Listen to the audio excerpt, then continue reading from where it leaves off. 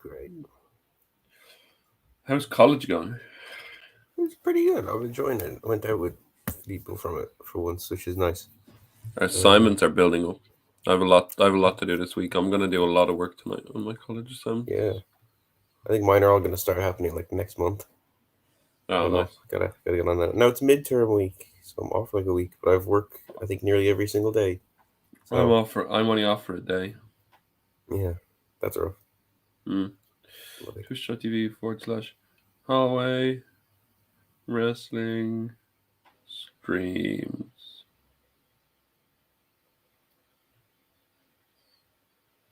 Excited for Halloween. Ooh. Yeah, actually, I don't have any plans as of yet. But I'm assuming something in college will like pop up. Mm. I don't know what my last minute outfit will be because I haven't dressed up for Halloween in a while.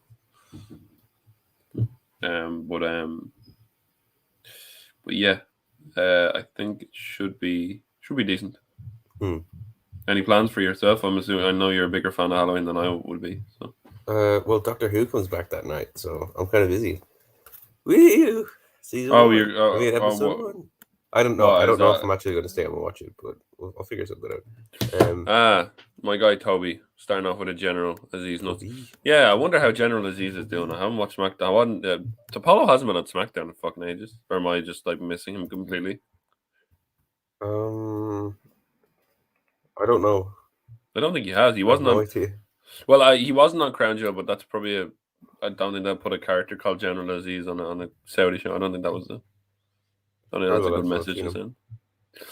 But yeah, it's gonna be interesting to talk about the Saudi show because there's a couple of different takes you can take on it. Like the action in ring was good. Some of the stuff outside was a bit. Oh, there's also the AEW charity stuff that we need to discuss. Oh, I didn't hear about this. Okay, Oh yeah, cool. no, there's okay. If you haven't heard this, then we need to. It'd be good to get your raw reaction. Mm. Um, we're not reacting to Raw, by the way.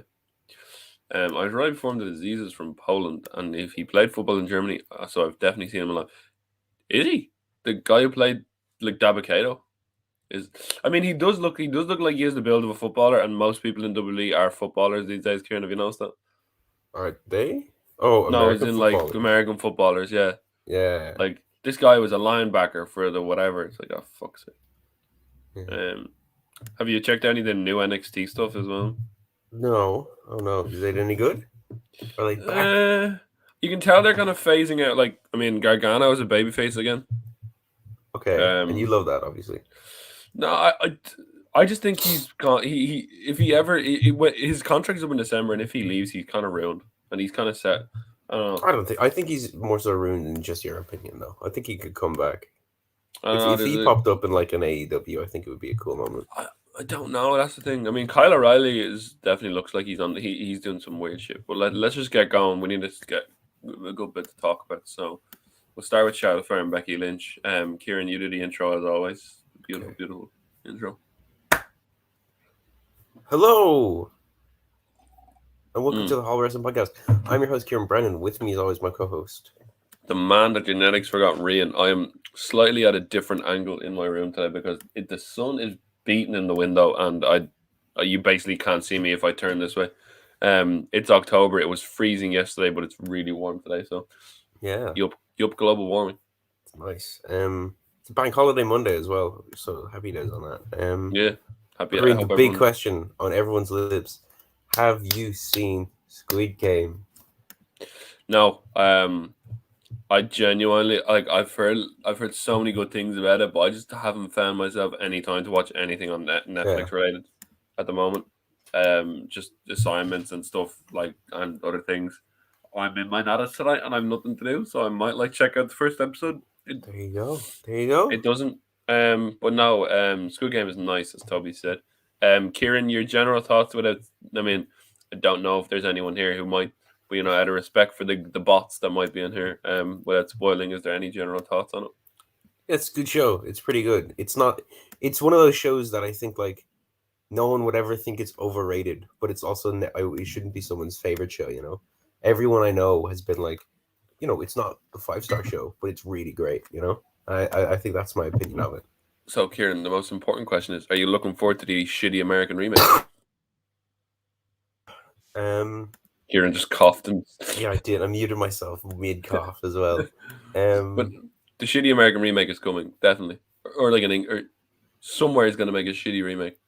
I'm sure something will, but at the same time, it's also like one of the first big foreign things that's really, really, really broken into Mm, the mainstream. So I don't think it would need a remake in mm. America, which is awesome. I think this lately, anyway, this Money Heist and Parasite are like foreign things that have broken into the Western mainstream, which is so cool to see.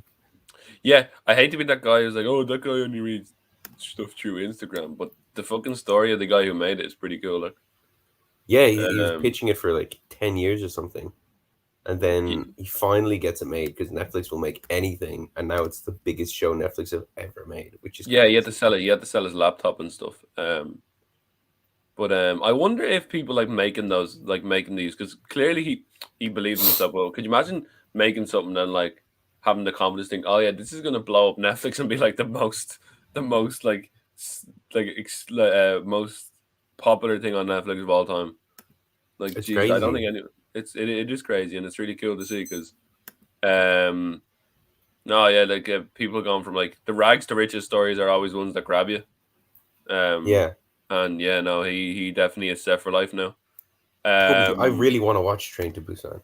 I haven't had the yeah. time yet. Oh, it's Halloween now. I should probably watch it. It's a zombie movie. I fucking adore zombie movies. Mm. So, and that's non wrestling chat. Is there anything else in the non wrestling world Well, that there's is the news? Alec Baldwin stuff, but it's not as fun as Squid Game. I think that's Yeah, also the big story of the week. yeah, that was a big story going around. Yeah, there's a lot of people to blame for that. It seems from the outside. Props teams, Baldwin himself is probably distraught. He doesn't seem like the. I mean, from the outside, he doesn't seem like the worst kind of guy in the world. No, he Um, seems all right generally. I think. yeah. Um, I fully believe that it was completely unintentional. And like it's just one of those really bad accidents that's just gonna. It's one of them is gonna. It's gonna be like a continuing story. We learn about this in journalism where it's like a continuing story. This one's gonna go on for a while. Yeah, It's gonna keep rolling. There's gonna keep new information coming out. there'll definitely be like Um, an investigation into it. yeah, there'll be an investigation. There'll probably be a lawsuit from victims and stuff because the raw emotion of it, like, lends itself to kind of immediate action. So I'm assuming there's going to be some concert, Yeah, a lot of controversy over it. And fair enough, if it highlights the need to for more like safety on set, then yeah, fair enough. Because I don't know if there's ever been any past experiences of this in movies, but like this one, I've never heard a story like this unless I'm wrong and there's other stories. I don't know if you know there's any a other. handful of other ones. Yeah, but this seems like the most. This is like a big name actor Mm. who's yeah at the front of it. Yeah. What was the end result when similar thing happened on the set of The Crow? I'm not familiar with that story. I'm not sure if Kieran's familiar with that story, but yeah, if you can provide context in the chat. But obviously something happened, another misfire. But yeah, those are the two non wrestling stories. One very very happy and one not so. But Yeah, I guess that sums up wrestling news these days. But I think we're going on to our big main news story because there's cool. a lot of fat to chew through in this story. Here we go. Um, Charlotte Flair and Becky Lynch, Kieran.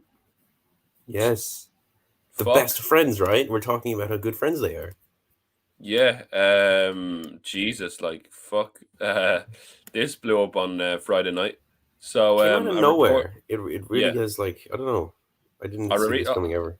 Yeah, I'll read the original report from Mike Johnson of PW Insider, who reported on Friday night or Saturday morning. So we woke up to this. There was a backstage conversation with Becky Lynch and Charlotte Flair following last night's Friday Night SmackDown in Wichita, Kansas. PW Insiders confirmed multiple sources. We are told the issue arose that Charlotte Flair was set to voice concerns with WWE after before WWE went on the air, concerned about the championship exchange that featured Becky trainer SmackDown title for Flair's Raw title. We are told by several privy to the situation that Flair was voicing that she didn't want to look weak, nor did she want her title reign to look weak during the segment. Despite those concerns, the segment went on as planned to close SmackDown. During the exchange, there was a moment where Flair was meant to hand the belt to Becky, but instead pulled away and threw it on the mat, which is not the way the exchange was set up. Sonya Deville demanded Flair retrieve the belt and hand it to her, which Flair did. Deville then asked for Becky's title. Instead, Lynch threw the title of Flair, which is also not part of the plan. Becky throwing the belt wasn't planned, But there's an update. Becky's thrown the belt wasn't planned, but now we are told that it was, but that it happened differently than originally planned after Flair dropped the belt. Flair picked up the SmackDown belt and did mic work to set Sasha Banks coming out, which did put us segment back on track, with then Lynch leaving, saying, I'll see you guys at Survivor Series, whoever wins. After Flair and Banks had their physical confrontation, Flair went to the back. At that point, Flair had a confrontation with Lynch over allegedly disrespecting Flair allegedly disrespecting Lynch by trying to make her look bad, as one source stated during the segment, and there were loud words between the two. And then there was a further report that reported that Charlotte Flair was escorted out of the building by security and left to Orlando to be with Andrade at AEW. Now, Kieran, there's a lot of stuff to get through here. Yes. First of all, for your sake, it made Sonya Deville look really, really bad. That's the first thing. She was in an awkward situation. Yeah, like as much as she was in a really high profile segment, and she looks fantastic, and I really do like the Sonya Deville. I think if they blurred the lines between her out of ring character and her own ring character, like as I've said before, the suit and then like the MMA stuff, could be a fucking really hit the goal for Sonya Deville. But she did not look great here, and it was just by proxy of being involved in the segment. Two big egos, I think it is, Kieran. Our kind of wrestling fandom has kind of mirrored their rise, if you get me. Like, we started watching wrestling when they were just starting off, and obviously we've seen the rise of Becky Lynch to like the main event, and obviously Charlotte Flair speaks for herself. But as we've seen in life in general, when people get famous, they have an ego, and if their ego isn't satisfied, then shit like this happens. So, what were your thoughts when you? I've rambled on well enough here. What were your thoughts when you first saw this, and then when the information started coming out? Because it's we hear about backstage confrontation, but like, first of all, they should never swap belts. Personally, that's my opinion. But yeah, what are your thoughts? Well, the swapping belts thing, I think some people are mad about it. Just the concept of it. Personally, don't really care. I think it's fine. It's a quick, easy, cheap segment to plug a match that'll happen in a couple months in Survivor Series. Though maybe not anymore. Who knows? I don't know. It's kind of, the whole segment is really weird, because the idea we've been told is that Becky was supposed to get the championship off Charlotte and then do a bit of Becky 2-belt stuff. Yeah, for 2 seconds and then give the belt over. But then when Charlotte gave the belt to Sonya didn't immediately give it to Becky to do that thing, which is really weird to me. That makes me feel like there's more to it. I don't know. Maybe there's not. Maybe it was just that Sonya was like, oh shit, let's just get out of here as soon as we can type thing. But I don't know what to make of that. Yeah, I don't think you wouldn't. We were discussing this, but I said you wouldn't you wouldn't have Lesnar and Reigns swapping, or Reigns and Big E swapping belts. I don't know how you do it. Maybe just have like title changes go on. Maybe that just even cheapens it even more. That would, I'd hate that. Or just have. I understand that they wanted specific wrestlers on specific brands, and that's completely fine. But just, there's a better way to do this. If you know how far in advance you're going to do this draft, make sure you have the champions on the right brand. I know the tag titles were swapped, but like WWE couldn't give less of a shit about their tag titles if they tried. But yeah, very, very strange. Anything else? There was a follow-up report. Yeah, Flair is weird. Flair saying that they tried to make her look bad. I didn't really see that, to be honest. Not at all. The thing that made her look bad was claiming that she fucking accidentally dropped the title on the ground. Yeah. The Talksport reports that there was a strained relationship with Charlotte and Becky began when Becky called Charlotte plastic in a promo. Speaking to Renee Paquette during SummerSlam weekend on her podcast, very good podcast, as we said all the time, Charlotte admitted she and Becky were not as close as they once were. She reportedly didn't talk to Vince and was escorted out by security. That was a later report, Kieran. Now, I'm going to put this question to you. A couple of months ago, we would have said, yeah, Flair's a WWE lifer. After, obviously, Andrade tweeted, fuck WWE, after this happened as well. Maybe that was because him and Pac had an amazing match on Rampage. But I'm assuming that would be a massive, massive coincidence. But yeah. Yeah. But he did. Fair enough to him. Like, he didn't phone his performance. We'll talk about him in a bit. He's done some good stuff. But yeah. Flair's status with WWE is not as watertight as it once was, I don't think. Which is really, really, really weird. They've put so much stock in her. They have given her so many title reigns. She's main evented WrestleMania. It would be insane if she ever left. Mm. It would be baffling. I don't know what to make of it. She And for definitely someone has. who's like been booked, so whether you like her or not, they have booked her so strong and so consistently for years now. If she ever left, it would be insane. Mm. Yeah, Toby's obviously in jest here, but he has a good point here. How much power does Charlotte Flair have over WWE? Because like, if you lose Charlotte, you've got Becky and Sasha and maybe Bailey, and like, no offense, there's a lot of good women's wrestlers there, but in terms of how you book people, and in WWE's world, they've made their own bed with this, the way they book their women's stars. If Charlotte leaves, you lose one of your raid. We're going to talk ratings draws Hmm. in their company, and that's just a fact because um their booking has gotten so convoluted that I don't think the women that they have on their roster right now can be built up to that position because of how they booked them beforehand. Like, you might get a flash in the pan like a Becky again, but you can't exactly, like, this sounds terrible. You can't exactly put like Naomi in the main event and expect people to think that she's as big a deal as Charlotte based on the booking that they've done in the last year or two. So if you lose Charlotte, then you really are in trouble. Yeah, Especially if she it'll. shows up I in don't know. AEW. I don't Especially if think she'll leave personally. I think that would be insane. they'll throw a lot of money at her. They'll throw a shit ton of money at That her. as well. Yeah. But fuck me. Um, But if she did do like a, oh, who was it, that Britt Baker style showing up on the crowd for a brief yeah, shot? That would be kind of that cool. would That'd be a be nice that. tease. That would be funny. But yeah, there's nothing really else to discuss about this, is there? Really? Um, there'll be ongoing developments. Obviously, I'd say this will keep going. Um, it just it made them. It was very very awkward. WWE have edited out the Flair and Lynch segment on SmackDown. It just starts with the Sasha Banks stuff. Um, yeah. Let's Yeah, see that's the if part that they. kind of made me go like, oh, this isn't a shoot, definitely, because I wasn't sure for a while. Yeah, now they could. I mean, you can turn a negative into a positive, and well, they will try and turn this into like their Survivor Series feud, Hmm. guaranteed, guaranteed. And all the WWE kind of stands or marks will be like, Vince played you guys again," and it's like, "Yeah, for fuck's sake, lads, fuck's sake." Um, but yeah. Listen, maybe happy accidents. It might. I mean, I won't be as fully invested in it, but maybe it might build a good story. But it remains to be seen. But it's kind of it's known that they have extreme heat, and it's not the first time this year that Charlotte Flair has gone into a shoot argument with someone because she nearly beat the shit out of Nia Jax. Um, I say put Becky Lynch and Charlotte in the fight pick here.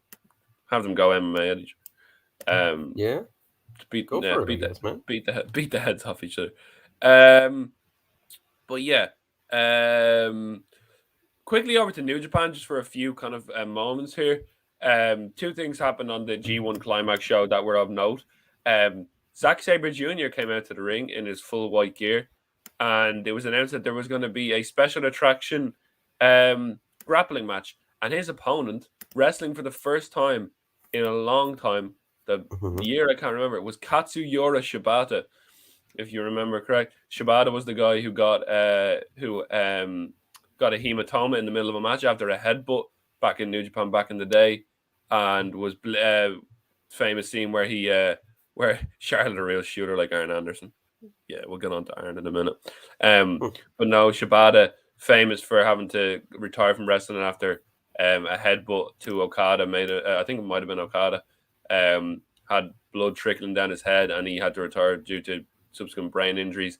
He had returned for a 5-minute grappling match, got on the mic and said, "The next time I fight will be in an actual wrestling match." So it was basically an exhibition, but he said he will be back, which is huge. For those who don't know, Katsuyori Shibata he is one of the widely known favorite New Japan wrestlers of a lot of people, favorite wrestlers. Some of the most fantastic matches you'll ever see. Him and Ishii from the G1 a couple of years ago is fantastic. I wouldn't be the best person to talk about Shibata, but all I want to say is him and Bryan Danielson would be absolutely beautiful.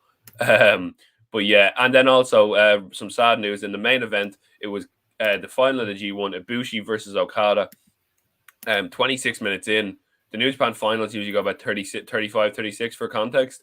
So Mm-hmm. about 25 minutes in, Ibushi went for a Phoenix splash and he landed straight on his arm. Okada was ruled the winner by a basically called off the match. Ibushi, it looks like he broke his wrist and separated his shoulder, Ooh. um, which looks like a very serious and unfortunate. In the year that Ibushi's had, he had pneumonia after having COVID, if you remember correctly, Kieran. I know we covered Yeah. that maybe, and then this has happened, so he's going to be out for a good while. Okada is your winner of the G1. I think he was planned to be the winner, and now he claims he's the real champion. So now we have in New Japan, because Gato can't book, we have Will Ospreay, who was the champion, but then had to leave the country, so they vacated the title. But he still has a belt and thinks he's the real champion. We have Shingo, who won the belt, and now we have Okada, who's brought back the old belt. New Japan is fucked. But yeah, so that's what's gone on building into Wrestle Kingdom. But we hope Ibushi gets better soon, because I'd love to see him confront Kenny Omega at some point. But him Mm-hmm. getting his separated shoulder sounds horrible. But yeah, no, it's not really a surprise the way Ibushi wrestles. That it's surprising that he hasn't had more injuries. But yeah, that's the New Japan news.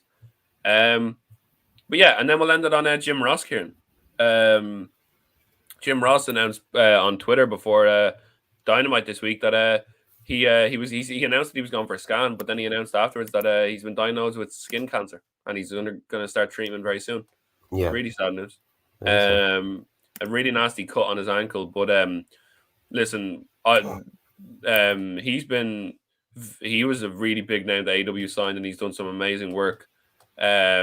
Obviously, he's gonna to keep going with the commentary after getting a diagnosed skin cancer is a testament to the profession he is, Kieran. Really to go, yeah, I've had this big news, and then to go to Dynamite and put in a performance like he did. Yeah. No, So, it's fair play to him. He's you know, yeah, and I'm he as much as maybe you can argue that he hasn't been on top of his game for a long time. He'll probably always be remembered as one of, if not the greatest commentators. yeah, and to let's be as we've heard from the goings on behind the scenes and what dealing with personal issues, I'm sure AEW will do everything to kind of give him as much as he can, as much help as he can to deal with this diagnosis and treatment. And they'll work around his schedule and help him with getting the best doctors and stuff, even though he probably already knows the best doctors in the world. He is JR, but yeah, no. Hopefully we get a nice message to see that he's beating the horrible disease very soon. But yeah, that's it for the news. There was a good few bits more, but we're gonna skip on to talk about a bit of wrestling because I'm about to sneeze. Here he goes. Has he muted himself? I think he's plugged his mic out. I can't hear you, Reen. I just sneezed my headphones off. Good. He has the gamer headset back in. Okay. I just sneezed my headset off. Maybe that's because we were about to talk about Crown Jewel. At least I muted on time. But Kieran, it's time for you to take over, and we are going to discuss Super Saturday Mania, Crown Jewel 2021. Yeah, let's start with some overall thoughts, set, crowd, and then we'll get into the matches and we'll go through them. It's probably the best Saudi show, right? It's best Crown Jewel. In ring quality. I'm gonna keep specifying what I mean when this, because there's a lot of has there been a Crown Jewel that's been a great story wise, or no? I just don't want to talk about these shows and use the word best. That's totally that's fair. I don't know. I genuinely did enjoy the show. I thought it was a good show for the most part. No. There was some good in ring stuff, but it's compared to what the Crown Jewels and what was the first one called? Super Showdown, was it? I don't know. Super Showdown, and then yeah. Compared to what they used to be, this was an actual show. It was a proper pay-per-view, actually good matches, even if it was very clear that they were throwing all the big names in it. Yeah, 100%. I very much. Where is this? I'm trying to find the first match.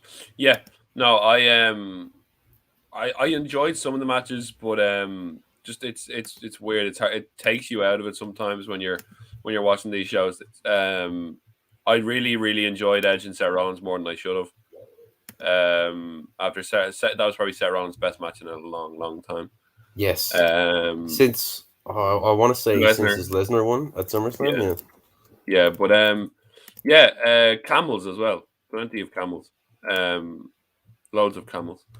But no, let's get into the card. I think it's probably we just mentioned it there. Um, yeah, Rollins and Edge. What do you think? Fantastic match, really great. Probably the best match of the night, I would say. And the best cell match in a long time as well, I would bet. Yeah, they used to start really well. The bump that I kind of liked the most was the Rollins bump through the table off the edge of the cell. I thought that was cool. Yeah. It's still insane to me that Edge is actually good in the ring. Like, still. Yeah. He's put out probably what will be one of WWE's at least match of the year contenders. Edge does the I want to kill you, and that's how I'm going to finish this match in a match really well. Intensity. Edge does the just like his promos beforehand, even like I'm not fucking highlighting that latest comment from you, Toby, but yeah, Edge does the brutality and the kind of intensity better than anyone else. I don't think there's anyone who could deliver a promo and put the fear of God into someone than Edge. I just hope this is the end of the feud and we can move on. It's a good ending to the feud. If this kept going, you'd already have. If this match wasn't good, you would already argue this feud's been going on way, way, way too long. Yeah, but no, yeah, definitely a very, very good match, and let's hope it's the end, because when you end things on a good note, people don't complain. But if fucking Seth Rollins comes out on SmackDown and challenges Edge to another match, and it's like, fuck off. But yeah, we've kind of like thing on that, like on Raw tonight, we have Omos and AJ Styles versus Randy Orton and Riddle again, and it's just like, fucking hell, is your tag division that thin that you have to do that match again? But anyway, yeah, really good match and a really, really good ending. But yeah, no, it was absolutely perfect. But then the next match was kind of one of them, like, to please the Saudis, I think, or please like the hometown crowd. It was Mansoor defeating Mustafa Ali. It was actually something that had like proper storyline heat behind it. But yeah, I'll hand that over to you again, Kieran, for your thoughts. Yeah, well, I suppose that's the big difference. Again, the big difference between this and a lot of the other crown jewels, it felt like every match actually had a purpose. And people have complained before, maybe not complained, or they've at least noticed that there is the trope of having Mansoor in particular, who is, I believe, from Saudi Arabia, or at least of Saudi Arabian descent. He just kind of shows up in the shows and wins a match, and there's never anything to it. But like you say, this one had at least a little bit more story to it, which was nice, and it was a solid match. He's on Raw now, so like there was a bit of storyline heat behind it, and they kind of built this match really well, like decently well. Obviously they had the silver medalist from the Olympics come out at the end and kick Ali in the head. But yeah, no, it was one of them kind of. We forgot to talk about the pre-show match, but the Usos chant I found hilarious. I found that Usos, some of the chants were, crowd was a bit more hyped up than usual. But yeah, no, we didn't get the Mansoor promo, but we got a Saudi legend and a Saudi hero kicking the head off Ali to end it. But yeah, solid match. Not one I'd watch again, but it was okay. Kieran, what was next? I think it was the Raw Tag Team titles. Yeah, it was RK Bro versus AJ Styles and Omos. This is fine. I'm not really into the AJ Styles and Omos tag team anymore. I think they were supposed to be split in the draft, but it didn't happen, and I wish they did. Yeah, I don't know. I think the gimmick's kind of gone for me. He's tall. Yeah, he's big. But yeah, Riddle doing the most stoner thing I've ever seen, coming out on a camel. Listen, there's two things that I just made me hard to watch this match. Obviously, Matt Riddle himself, and obviously to Saudi Arabia. Listen, it was okay, but like, I think Randy Orton and AJ Styles more than Randy Orton, but they just, all of these guys, except for maybe Omos, will be better off on their own and do better stuff on their own.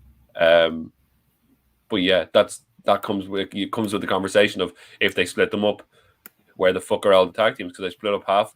I think they split up the wrong tag teams in the draft. Like, it's just so stupid. Like, but yeah, it was what it was. But this feud needs to end. This is like the Usos versus the New Day. It's going on far too long. Well, the Usos versus the New Day, that's never going to fucking end, man. No, it's never going to end, and it's going to be entertaining at least. But yeah. Yeah. So now, what was next? The Queen's Crown finals, Kieran. The total time for this tournament was 19 minutes. This went about 5. What did you think of the Dewdrop and Zelina Vega? I didn't expect this to be like it was okay, but like Yeah. It's um, fine. yeah, it was okay. I just wish. I just wish for both of the people who won the Queen and the King. We'll get on to the King in a minute. I just wish they weren't in Saudi Arabia because, especially for the men's one, I really, really, really was really happy for him. But it was very hard to be like have that proper moment with it being in Saudi Arabia. But yeah, Zelina winning is probably just a sorry for firing you kind of thing. But yeah, no, It feels a bit like that. Yeah. yeah, she's really, really good. I don't know how long the gimmick will last. But yeah, what were your thoughts on it? It's fine. Tournament was underwhelming. Is this the first Queen's Crown tournament? Yeah, it was. Yeah. Yeah, underwhelming. I don't know. They could have done a lot better. Because tournaments are cool. Tournaments are great. WWE have proved in the past that they can book amazing tournaments, but I guess chose not to. Yeah. Now, Kieran, it's a pity. It's a pity. Go on. It is. Yeah. Thoughts on the Goldberg? Tell me tales about this match. Look, it was there. There was no holes barred. Falls count anywhere. So yeah, it was okay for no reason. For no reason. Better than the last one. Yeah. No, there was a reason, wasn't there? Yeah, because he beat up his son, so he wants to like beat him up. Yeah, he beat up an underage kid. Fair lady, Balashi. But yeah, no, there was a weird moment on the pre-show where they announced Reigns and Lesnar as a DQ, and then I think the writing team realized that the ending wouldn't work if it was no DQ. Did you see that? Yeah, it's funny. It was like, this is no DQ, and it was like, no, it's not anymore. We need the fucking ending. But anyway, that's happened before, hasn't it, with Reigns and Lesnar, where they've been like, it's no DQ, and then changed their mind. I remember it happened with his Triple H match at Mania so much. Yeah, so weird. I don't know, but yeah, Goldberg's longest match since his return. His best performance since Mania 33 is stuff I'm reading here. Yeah, sure. He came in. I don't know if that's the highest. Like, he hasn't exactly been amazing since Mania 33. Yeah, he came in with like a leg injury. Apparently, do you remember when he put out on Twitter what he put out being like, I won't be like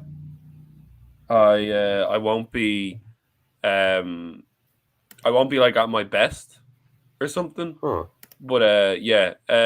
Listen, I think Goldberg needs to cut his losses, do a couple of movies, do a panel show, and just get out of the ring while he can. Do a panel show.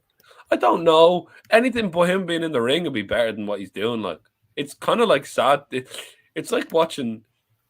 It's like watching like someone who just shouldn't be like an old person still doing the gardening when they just shouldn't be in the just go in and watch TV and have a cup of tea, Goldberg, please. I feel like he should be in the Dolph Ziggler segment he had ages ago at SummerSlam. That was fantastic. Just every year Ziggler comes out and was like Goldberg.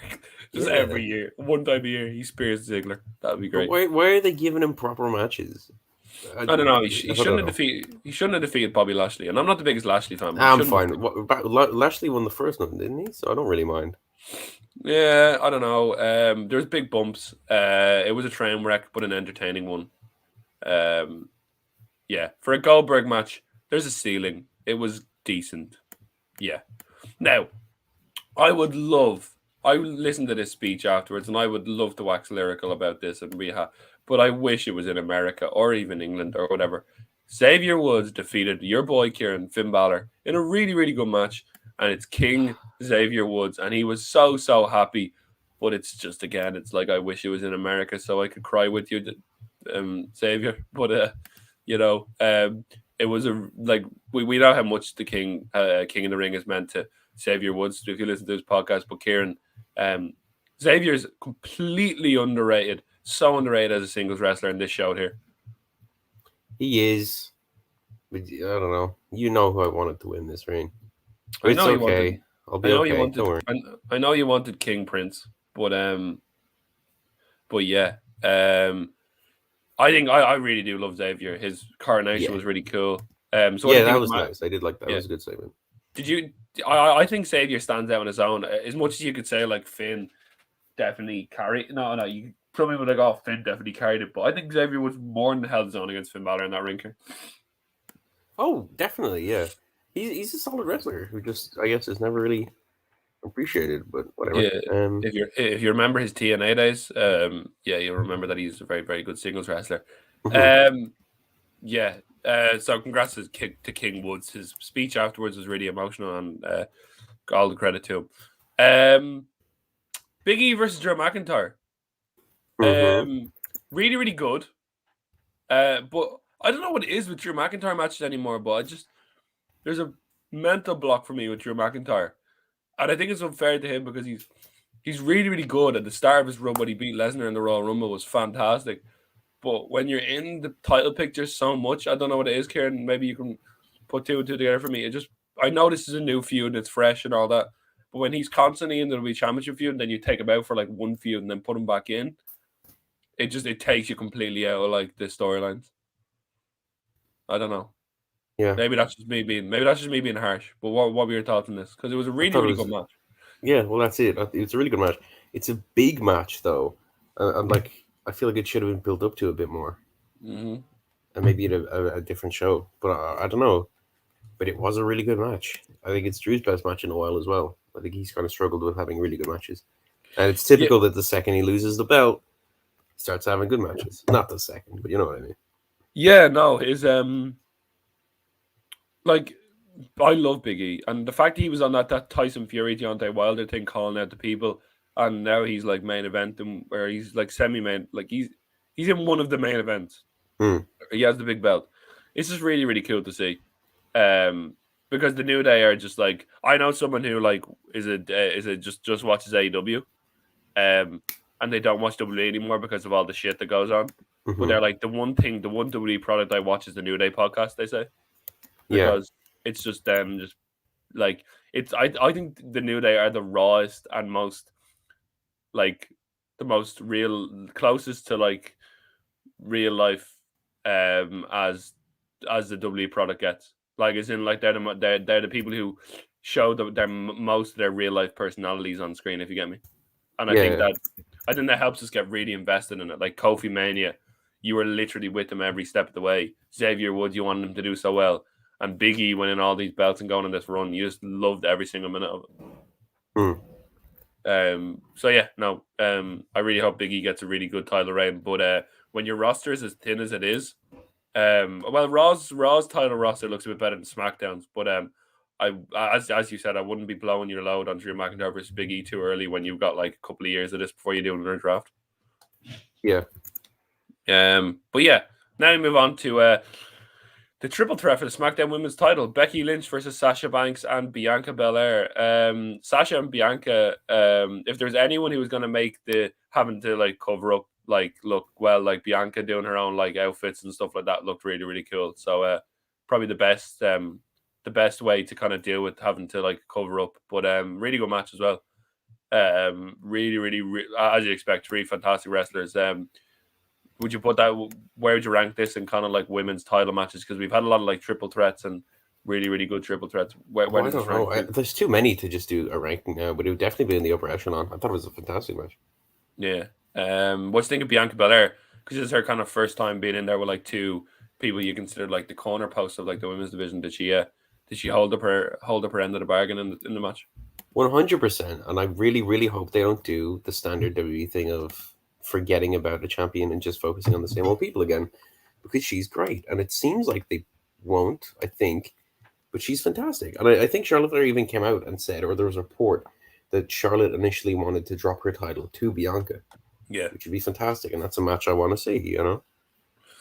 absolutely. Really, really good. Becky holding on to the ropes as well. Further solidifying that heel turn. Um, but yeah, it was really like there was a couple of spots that were kind of shaky, but as you'd expect in like a triple threat match, I'd say triple threat matches are a bitch to book. Oh, I'd say man. that Fuck me dead. they just sound like the fucking worst things in the world. Having to like work with like just having two. You must have to have like eyes in the back of your head sometimes, Mm. because fucking hell. Um, But no, the ending was like really, really, really fast paced. I love when matches kick up into the next gear. It just really, really, really gets you really excited. But yeah, really, really good match. And now we get on to the main event: Roman Cheers. Reigns versus babyface onion bag hair Brock Lesnar.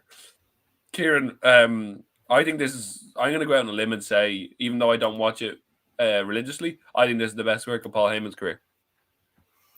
It's definitely up there. It His definitely is. his inner struggle, without even saying a fucking word, is amazing. Just by Throwing the his belt in the facial middle expression. of the ring was cool. Just yeah, that was a really good spot. So you're a big fan of you're more of a fan of Brock Lesnar than I am. They've had so many matches. What do you think of this match? This very much seemed like the start of a feud. But yeah, Yeah, I'm leaning more towards this is going to be the Mania feud instead of the Rock. yeah, isn't it? It is, isn't it? Yeah. Yeah, yeah. I told you, man. I tried to warn everyone. The Rock would never come back. To be fair, I was one who said Lesnar's going to be a main, and you were like, no. But Yeah, true. I think but that was more me hoping. This is probably their second best match, right? It's got to be. The Bork laser, yeah, the Bork laser. But yeah, you need to do a rewatch of them and kind of like get like as you said, it's very hard to rank. But no, there Maybe was I feel like because obviously Mania 31, that's the peak. Mania 34 was pretty shit. yeah, There was a couple SummerSlam ones, but none of them were particularly memorable. There was yeah, one. There was another one in Crown Jewel, the steel cage one. That one was pretty shit. yeah. I don't know. Like Paul Heyman was just like really, really good, and then obviously what happened on SmackDown was like a good kind of follow up Mm-hmm. where Lesnar just annihilated Adam Pearce. Did you see that segment? It was fucking hilarious. Where Yeah. he has him in the corner and he's like, "What did you say?" Lesnar speaking is hilarious. It's like your voice does not match your body, mate. Like what the fuck? He's like, "What did you say?" And he's like, "You're indefinitely suspended." And he just fucking annihilates him with an F5. It's fucking hilarious. Angry Brock is hilarious.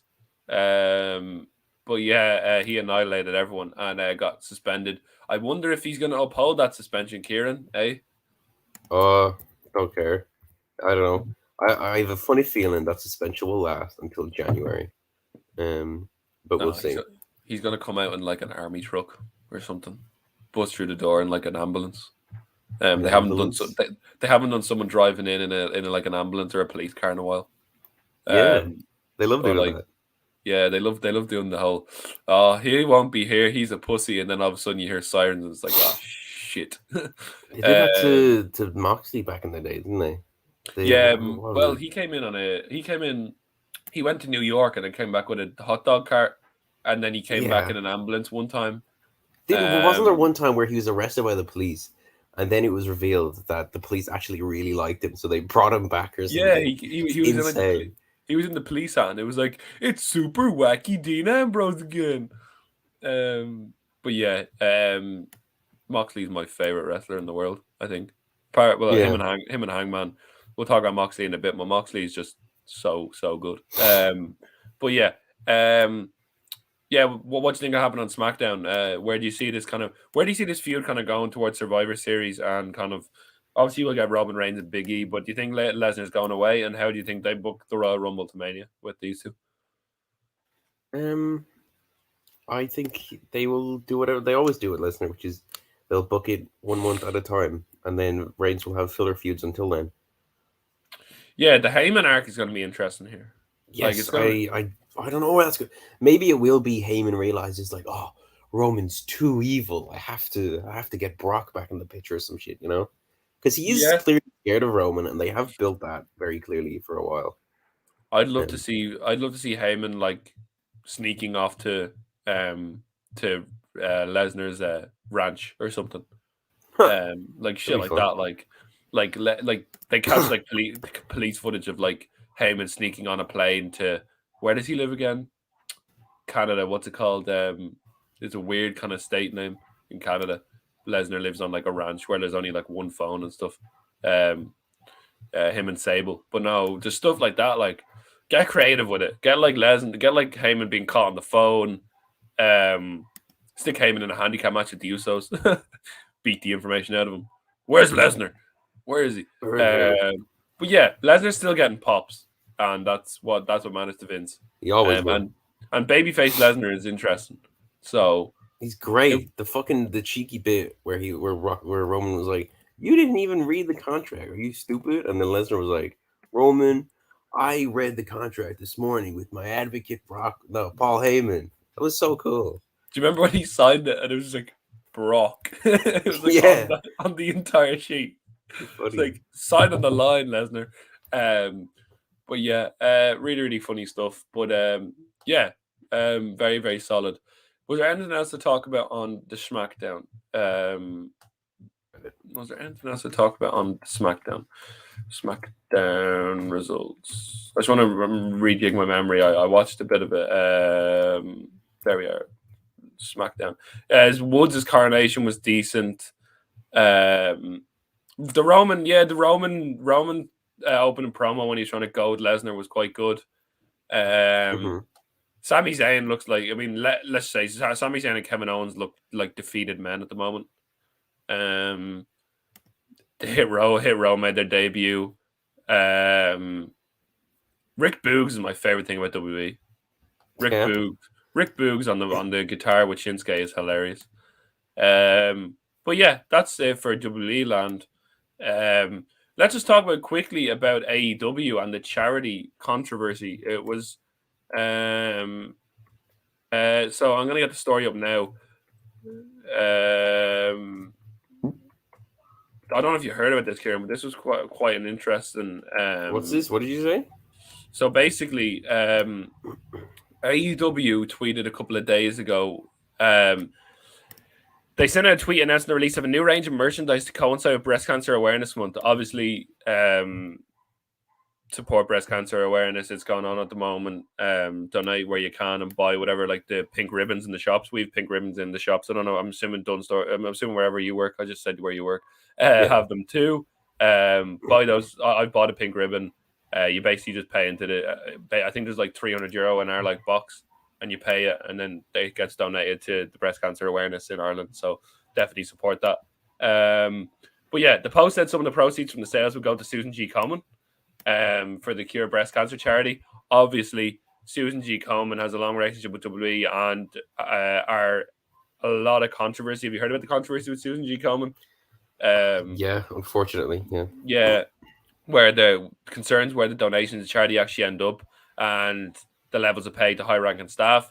CM Punk, who was very vocal about the partnership with Susan G. Komen, tweeted, basically tweeted, like out being like, why did you partner with them? Like basically calling out AEW for partnering with Susan G. Komen, which is good.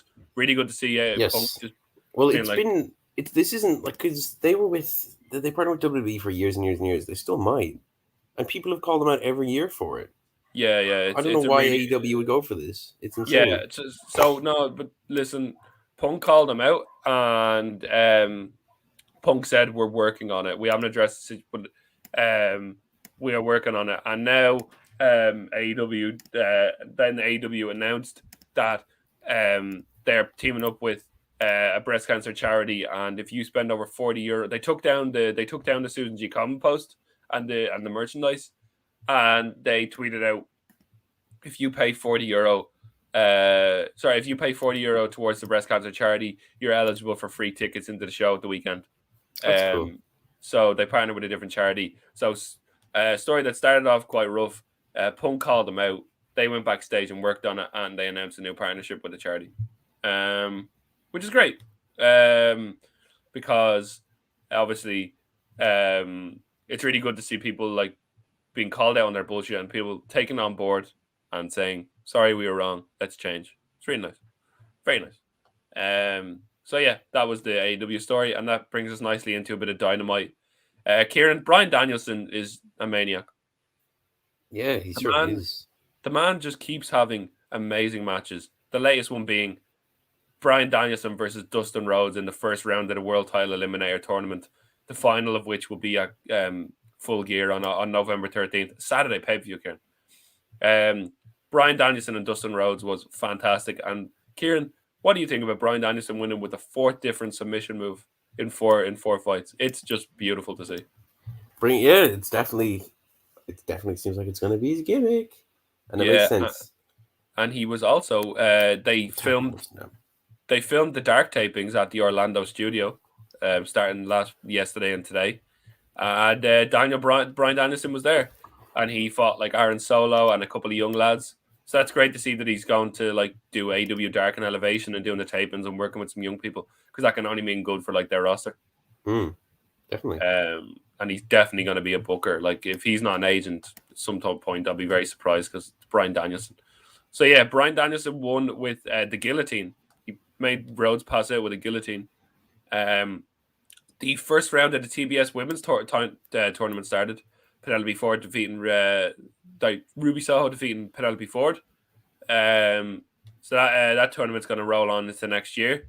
Bobby Fish beat Anthony Green.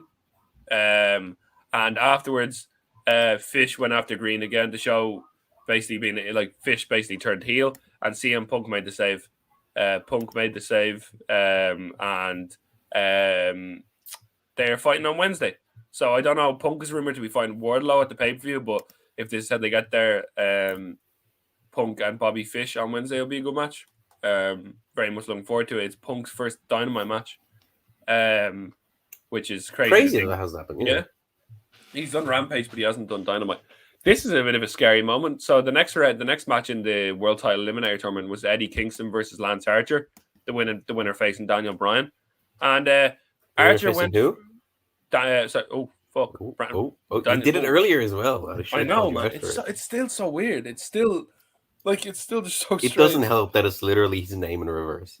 So. Yeah, Brian Danielson. Apologies, Brian. Mr. Danielson. Brian. But yeah, no. Archer went for a moonsault, and he landed like right on his face. And it knocked him for a loop. The ref and the doctor checked on Archer, and he rolled back into the ring. Kingston rolled him up for the win. So clearly Archer was just out of it. It was a bit of a scary moment. He landed like right on his head. He walked it back by his own accord, and he tweeted out saying that he's okay, which is great. But I'd say he'll be off TV for a couple of weeks, because that was a really nasty landing on his head. So hopefully they take the proper concussion protocols. Jungle Boy defeated Brandon Cutler, and then he said he was still ready to go and called out any other member of the Elite. Jungle Boy's building up a head of steam, Kieran. He can actually cut a promo as well. And after they put Luchasaurus to a table last week, nobody came out, so he locked Cutler in the snare trap again. Adam Cole came out and called Jungle Boy an embarrassment. And Jungle Boy knocked him off the apron before the Young Bucks appeared behind him. Double super kick, V-trigger, and then they put him through a table on the stage. So Jungle Boy's put the table on the stage. I think this is building to Jungle Boy and Luchasaurus versus the Young Bucks, Kieran. And as someone who's just started watching at the pay-per-view, AEW do their mid-card tag title feud. Sorry, the mid-card tag feuds, like the ones under the tag titles, very, very well.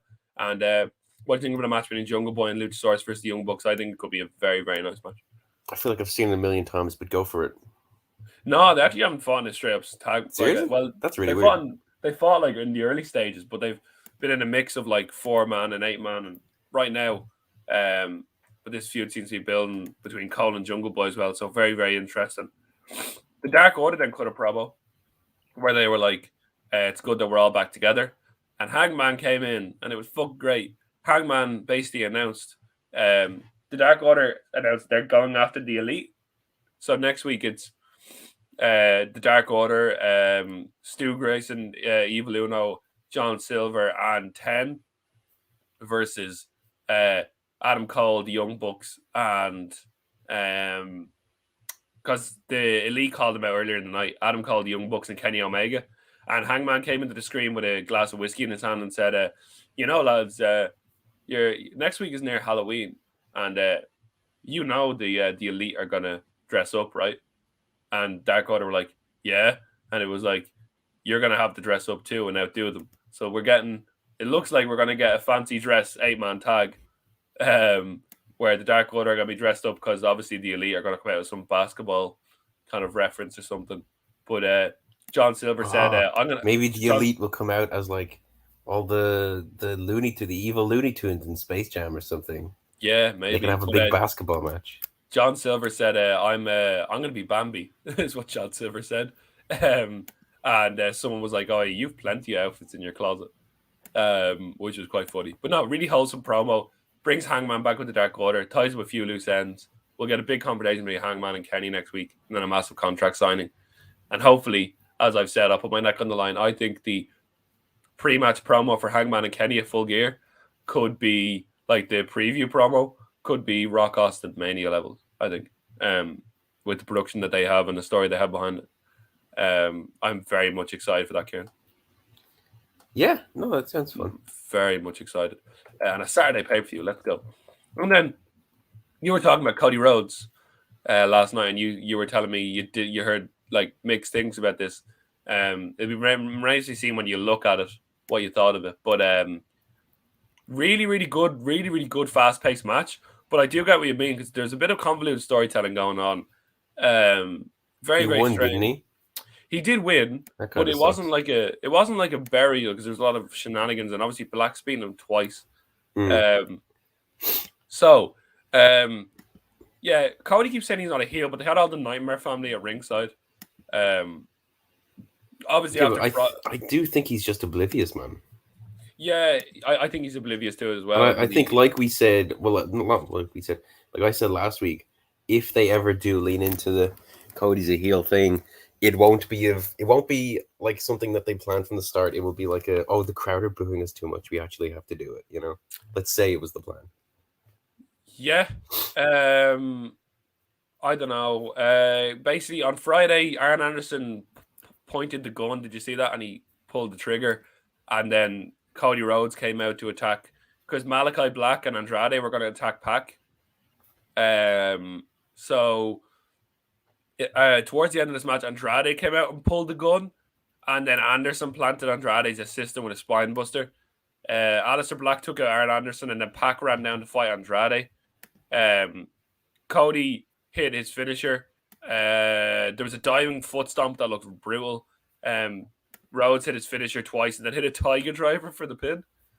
So Rhodes wins with basically Rhodes hit 2 crossroads at a Tiger Driver, so it did protect Malachi Black. But I saw on, I don't know if you saw this, Karen, there was a leaked AEW card on Tony Khan's piece of paper. Yeah, And we it talked had, about that. I think. yeah, it had Cody versus Andrade or Miro. Miro's cutting these amazing promos, by the way, Kieran. Unreal. It looks like his next storyline is Lana will return. Lana will debut when he gets his title back because he keeps talking about his wife being disappointed in him. But yeah, I don't know. Are we gonna get Cody and Andrade? Pac is fantastic, by the way. The match he had on Friday was insane. Are we gonna? We're not getting Cody and Black 4. I think we're gonna be moving on to something like Cody and Andrade, and then Pac and Malachi Black somewhere down the line. Yeah. There's a lot of loose ends that need to be tied up, but I very much enjoyed it. And as Cody's theme song says, there was a lot of adrenaline in my soul as I was watching this because it was really fast paced. There was a good ending, and you know when storylines start, you don't always get the full kind of gist of a storyline. So I'll hold judgment until like they kind of next week, their follow up to this. What is their follow up to this whole mess?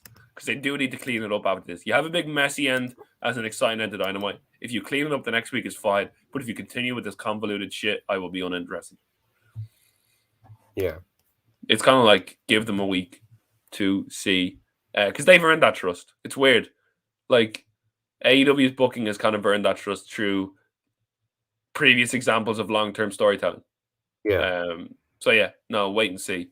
But yeah, no, that was a really for an episode of Dynamite that on paper was like one of their, like kind of their few before the pay view looked a bit weak. Really good, really really good. Very much enjoyed it. Is there I'll have anything? to fucking watch it because I missed this week's one.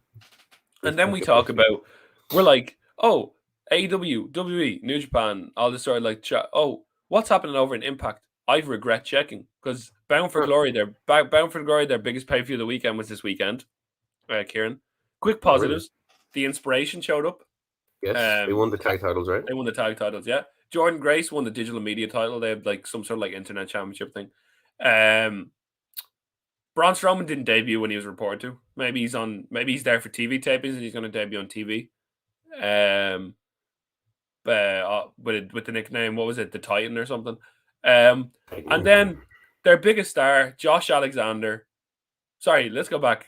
I just heard that. Whoa, what are your thoughts on Braun, Kieran? Um, Um, he where do probably you? suits TNA more than AEW, so yeah, sure, go for it. I guess I don't know, Yeah, but yeah. at the same time, man, he's gonna make a lot less money in TNA. Probably I know like he we're has a just gonna big forget price. about him, which is unfortunate. He has a huge price. But then one of the positives that I thought, I was like, oh, Josh Alexander, one of their like rising stars. He won the X Division title and then he won the chance to fight Christian. Beat Christian in the main event. One of your hot young stars. But he's not. He's in his. But like one of the new stars, Josh Alexander. He used to tag with Ethan Page as the North. Really, really good wrestler. We're like, oh my god, he's actually won a belt. He beat Christian for the belt because apparently AEW and Impact's relationship is kind of coming to an end, like a mutual end. Hmm. Um, Did that but yeah, benefit either one of them? That just kind of happened. I can't remember anything that they came got from some that. cool stuff out of it, but like as long as we have Suzuki, that's all I want from the Forbidden Door. Yeah, But yeah, so Josh Alexander wins and it's a happy moment, and then Moose cashes in his last chance Moose. gauntlet title thing to beat the new guy and win the title again. Oh, Like what the like you build up a new star and then you have him a Moose, fucking cash in a belt, Moose. cash Hmm. in his fucking contract and beat him. That's baffling booking. Like baffling. Like Hmm. Josh Alexander was really, really good, and you could easily build a new star, a new company around the new star. Beating Christian as well. You know that moment should have been. He should have had that moment if you get me. Like Yeah, yeah, he beats Christian for the belt. Give him the moment. Let Moose cash in like a couple of months. Have Moose like sit on it for a bit. Don't do it straight after the pay per view just because you think it's gonna be a surprise pop. Like, and no, fuck that. Like that was because even though I don't watch Impact like religiously, your man Josh Alexander has had some amazing matches. There's an hour long time limit draw on the indies he has, which is just insane. He's a machine, and there was so much potential for storylines and booking around him in Impact. And you kind of when someone does that, you know, when someone loses a belt after like he had the shortest Impact title reign, that damages people, doesn't it? Really, we've seen in WWE here with like Money in the Bank cash-ins and kind of short title reigns. It does damage people long term. Their yeah. Because legitimacy. they're always forgotten about. It seems. Yeah, what are the good examples? I mean, I couldn't put a finger on it, but what are the good examples in WWE? Maybe Baron, Zack like Ryder. Zack Zack Ryder when Ryder. he lost the Intercontinental Championship a day after he won it after WrestleMania Yeah, 32. because Maurice came out. Like Baron Corbin's a good example. Like as bad as kind of bad as that is. Like I don't mind Baron Corbin. He's got good in ring stuff, but you kill him dead when you have him lose that like Impact title match. Um, Yeah. no, sorry, not the Impact title. You sorry, I'm getting the two lines crossed. When you lose that Money in the Bank cash in with Jinder Mahal and stuff, um, that was kind of like a career killer for him, and he struggled to recover from it. So yeah, over an Impact there seem to be just doing Impact things. They may have changed the name, but they'll be TNA forever. Oh Um, yeah. I still call him TNA, and it's been years since they changed it. So. but yeah, we've gone just over a nice 1 hour, and we discussed a lot of stuff.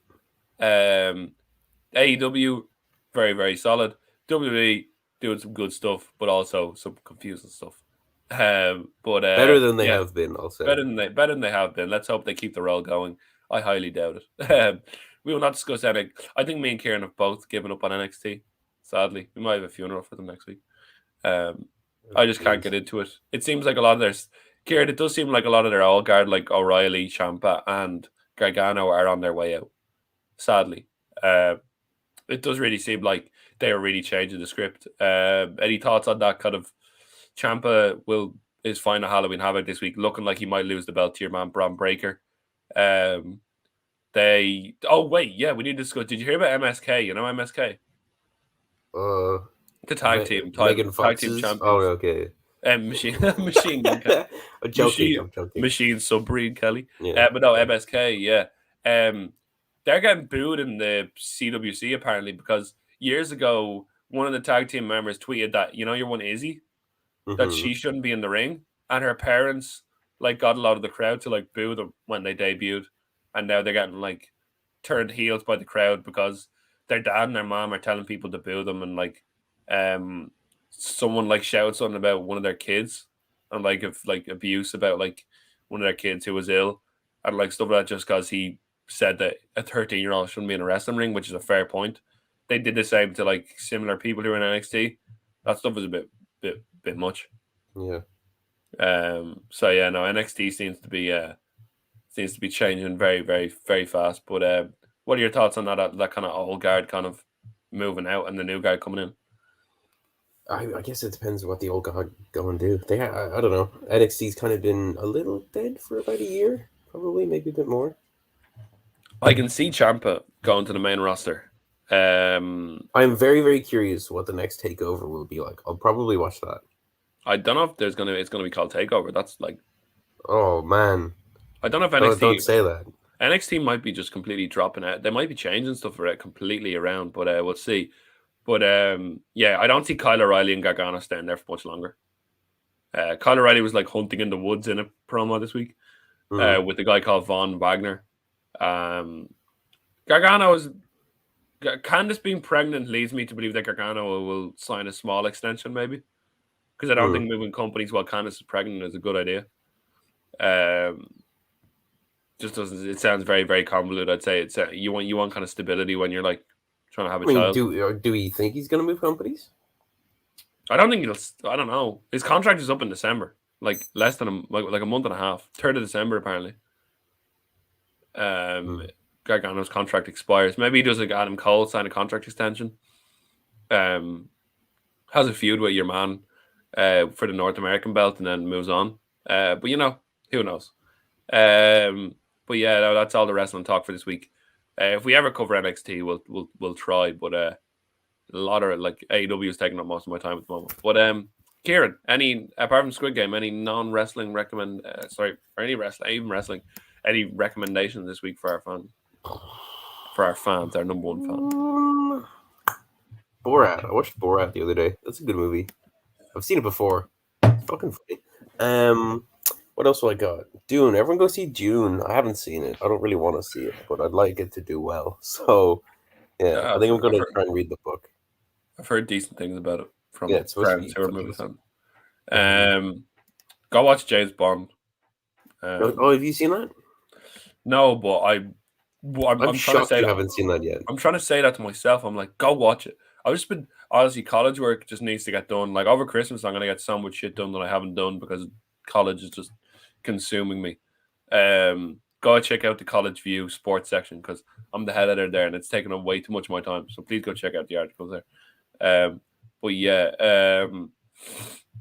no, I heard the James Bond movie was really, really good. How was Rami Malek in it? I haven't seen it. Oh, you haven't seen it either. Fuck. Oh. But yeah, no, I don't know because I haven't seen fucking any of them. It feels like so. Yeah, definitely. But no, I've heard really, really good things. It's like 5th highest rated Bond film it's really high rated on Rotten Tomatoes, I think, right now. Maybe that's because of the early stages. Maybe obviously, the longer the movie goes on, the ratings kind of level out. I mean, it's been out like a month.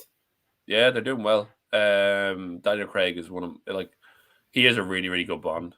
No matter what, people there's a lot of kind of old souls that are like, oh no, I know I've only watched mainly his films, but Skyfall is a fantastic movie. One of my favorite movies is Skyfall. Yeah. So no, really good movie. Any other recommendations? I watched a documentary with a footballer called Paul Merson about gambling. It's called Gambling and Me, and it's about how gambling is just a really big kind of horrible disease it's really deep dive into the psyche of a gambler, scientifically, and he's lost £7 million on gambling in his career, and it's just talking about why he gambles and what happens. It's a really good insight into how gambling companies are kind of manipulating their users and not helping them in their personal not, you know what I mean, when they're when he was talking about drink and drugs, but he was talking about gambling being the worst addiction he's ever had, and how betting companies kind of promote it, and how the government needs to step in and kind of put laws in to kind of stop stuff like this happening, because it's a really, really good insight. I can't do it justice. It's an hour-long documentary. There's a lot of sciencey stuff in it, but it's really eye-opening to how betting companies get you in and draw you in. So it's on YouTube if you ever get a chance to watch it. Paul Merson, Gambling and Me. Really, really interesting. But Cool. no, that's my recommendation if you're into like kind of more than meets the eye stuff. I'm watching a lot more documentaries these days and learning a lot of stuff. So, but I'm like, yeah, check that out. Anything else? Enjoy Halloween. Any tips for Halloween, Kieran? Don't bring your dog outside. They get Tips very for scared of Halloween. fireworks. Any costume? Are you gonna are you dressing up this year? Well, Squid Game's the easy one, isn't it? Because it's just a green tracksuit. Like, go with John Cena. That could be fun. Have a good time with that. Um, I don't know. I've never been that good at costumes. To be fair, maybe Jim from The Office. That seems like an alright one. Pretty easy. Oh yeah, or Dwight. Dwight from Yeah. the Office is Oh really easy. Just the jeez. yellow shirt. And so, imagine, yeah, to get a little briefcase. But yeah, no. Enjoy Halloween. Stay safe. If you're off for a reading week, enjoy. Have fun And clubbing because we know that's going to go away in like a month's time. So yeah, I haven't been to any clubs, but I'm not complaining. Uh, I'll be uh, I'll be back here when I can. But no, it looks like people are having fun. Enjoy it while it lasts. yeah, But not yeah, for long. Kieran, I think it's time to take it home. Oh my On gosh. this very long lethargic Monday morning, I'm gonna go jump in the shower and then do some college work. So that's how my day is gonna go. So Kieran, you beautiful, beautiful soul, take us home. Well, I have been your host, Kieran Brennan. With me is always my co-host. The man that genetics forgot Rian, who was just checking a text that he received. Sorry, the Yes. man that genetics forgot Rian. Thank you for joining us. We love you all. And as we say at the end of every episode of the Holgerson podcast, never give up. Never give up. Hashtag John Cena. Really. Yui.